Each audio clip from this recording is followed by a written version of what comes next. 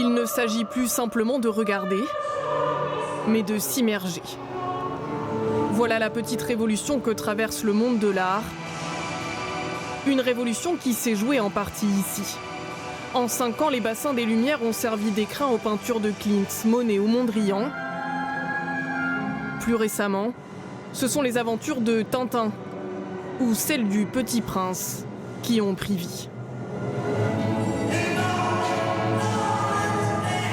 L'histoire commence en 2020. Après 11 mois de travaux et 14 millions d'euros investis, l'ancienne base sous-marine, construite par les Allemands pendant la Seconde Guerre mondiale, se transforme. 4 de ces 11 bassins sont entièrement réhabilités. On y installe 90 projecteurs et 80 enceintes. L'immersion est totale.